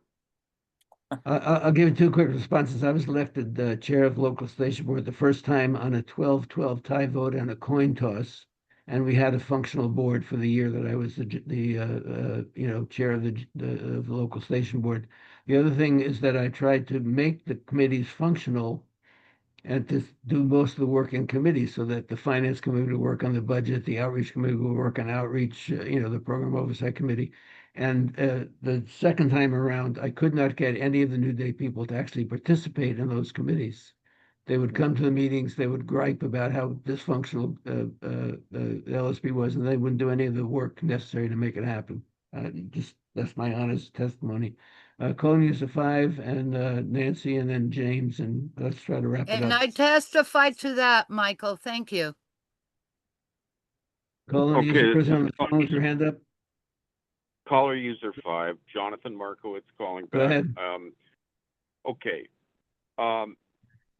The illegalities have, the ones that have put New Day in power are the election irregularities, illegalities.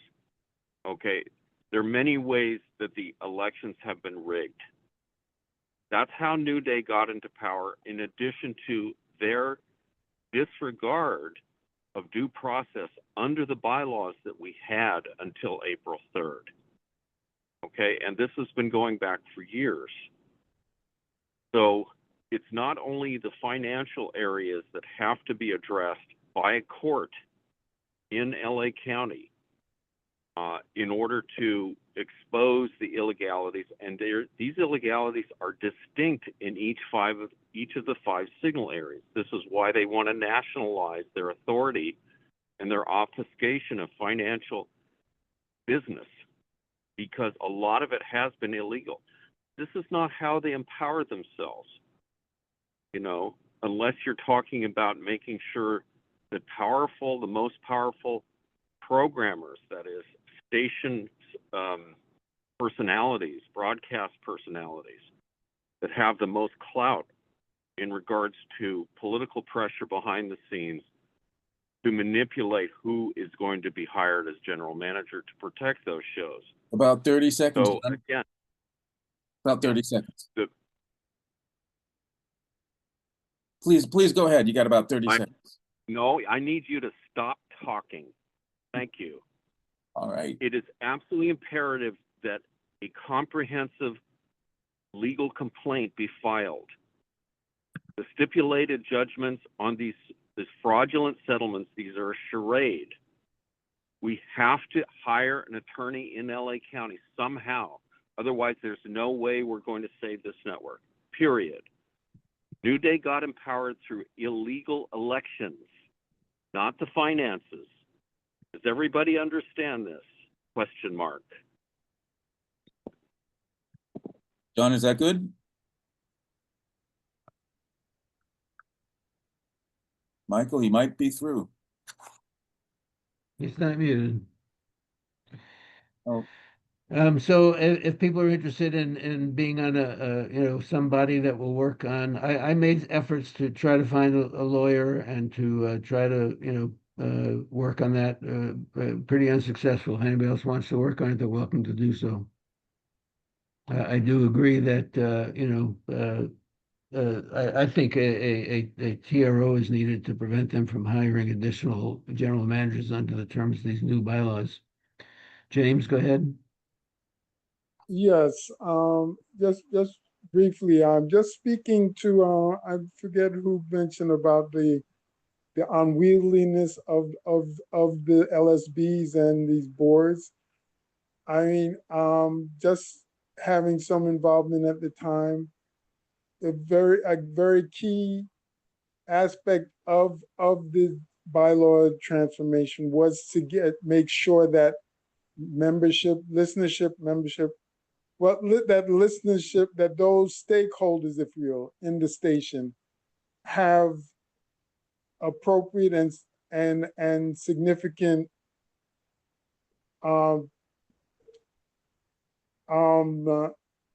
meaningful involvement in the stations. And the fact of the matter is that as we go over decades now, it's dealing with such structures have become significantly easier with technology. And to now bring up this notion of inefficiency in the age of Elon Musk of all people, and come with this madness of Pacifica efficiency needed to save. We need to destroy the democracy and representation, and bring in efficiency to save this. To save this, we need to destroy democracy to save the foundation. About 30 seconds, James. Anyway, I'm done. Well said. Well said, James. Okay, so why don't we just thank everybody for participating? It is 5:15. We said it would be 2 hours, a little bit over, but I Thank want to you. thank everybody who turned out, and also our speaker from the Stop Cop City. People should be aware, as she said, that that's going on not only in Atlanta, but all around the country. There are what are called police foundations. There are non-governmental organizations, nonprofits that are raising money from corporate interest to fund this type of activity for police departments outside the normal budgetary process. That's true here in LA. In Los Angeles, the police use almost half of the city's budget, but they have additional tons of money coming in through these police foundation sources and grants. paying for weapons and surveillance equipment and the rest of it. And unfortunately, the current management of KPFK dropped the Stop LAPD Spying Coalition from the airways that was exposing all that. But it's probably in your city as well, and around the country. So let's stay aware, stay alert, stay safe. James, last word. Yeah, just briefly, I'm glad you brought that up, Michael, because we just last weekend we had an event here in the NYC area at our so-called MetLife Stadium here, simulating a World Cup final here. Yeah. And we need to bear in mind that these innocuous sports events, the Olympics coming to LA, the World Cup, and this final that's going to be coming here in the Northeast, these are means that these are heavily militarized events. And in the lead up to them, they are used to circumvent all sorts of ordinary processes to basically to clear people out of